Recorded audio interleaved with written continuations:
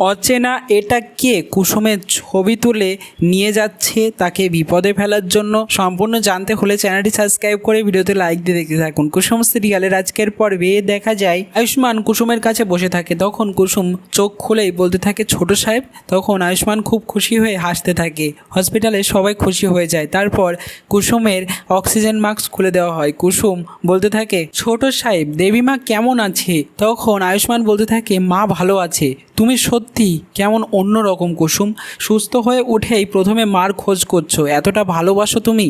ঘন্টু এসে দেখতে থাকে কুসুম সুস্থ হয়ে গেছে বলেন আনন্দে লাফাতে থাকে যে দিদি সুস্থ হয়ে গেছে, কি মজা কি মজা। তারপর দেবলীনা তো মনে মনে খুব রেগে যায় যে কুসুম সুস্থ হয়েছে। অন্যদিকে আয়ুষ্মান ঘরের বাইরে এসে ফোন করে দেয় ইন্দ্রাণীকে যে মা কুসুম সুস্থ হয়ে গেছে, আমরা এখানে ডক্টরের সব ফর্মালিটিস পালন করে আসছি। তখন ইন্দ্রাণী খুব খুশি হয়ে যায়, বলতে থাকে হ্যাঁ নিশ্চয়ই।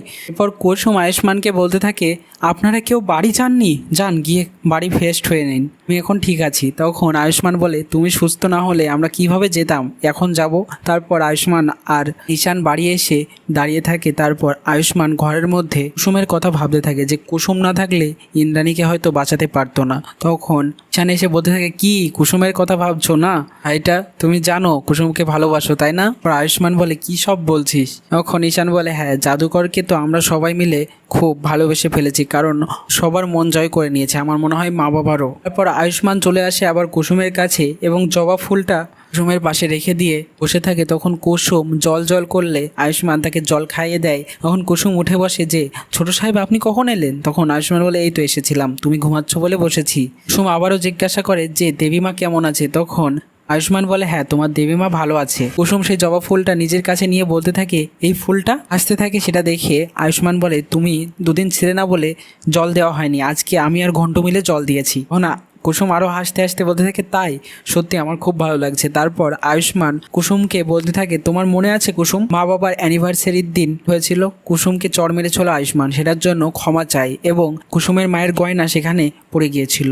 আয়ুষ্মান সেগুলো তুলে নিয়েছিল নিজের কাছে। তারপর সেই গয়নাগুলো কুসুমের হাতে দিয়ে বলতে থাকে এ নাও। কুসুম বলে এগুলো তো আমার মায়ের গয়না, আপনি কোথা থেকে পেলেন? তখন আয়ুষ্মান বলে আমি ওখান থেকে নিয়েছিলাম। কুসুম হাসতে হাসতে সেগুলোকে নিয়ে ইমোশনাল হয়ে পড়ে আর বলতে থাকে এগুলো পেয়ে সত্যি আমার মনে হচ্ছে মা আমার কাছেই আছে, খুব ভালো লাগছে। তারপর কুসুম বাড়ি ফিরছে বলে দিওয়ালি আন্টি এবং কুসুমের বাবা শঙ্কর দাঁড়িয়ে থাকে। কুসুমকে বরণ করে নেয় শঙ্কর কাকা, কুসুমের পা জল দিয়ে ধুয়ে দেয়। তারপর কুসুম ঘরে প্রবেশ করে এবং আয়ুষ্মান এবং ঈশানকে ধন্যবাদ জানায় যে তোমরা না থাকলে কিছুই হতো না আজকে। অন্যদিকে গাঙ্গুলি পরিবারে দেবলীনার মা সহ সেখানে চলে আসে এবং বলতে থাকে কাজের মেয়ে কুসুমকে নিয়ে কেন এত বাড়াবাড়ি করা হচ্ছে, আর ওই কুসুমের যে খরচ হয়েছে হসপিটালে সব টাকা ওদের মাইনে থেকে কেটে নেবে ইন্দ্রাণী তুমি। তখন ইন্দ্রাণী বলে আমি ঠিক করব, আমি কি করব না করব। তারপর অন্যদিকে দেখা যায় কুসুম একটা উপহার ঠিক করে আর দেবীমাকে দেবে বলে আয়ুষ্মানকে সেটা বলে মন্দিরে যাচ্ছে সেই উপহারটা নিয়ে। দেবীমা আর আমি সব বিপদ কাটিয়ে এসেছি, তাই ঠাকুরকে তো একটা ধন্যবাদ জানাতেই হবে, এই বলে ঠাকুরকে প্রণাম করতে থাকে। ঠিক সেই সময় একটা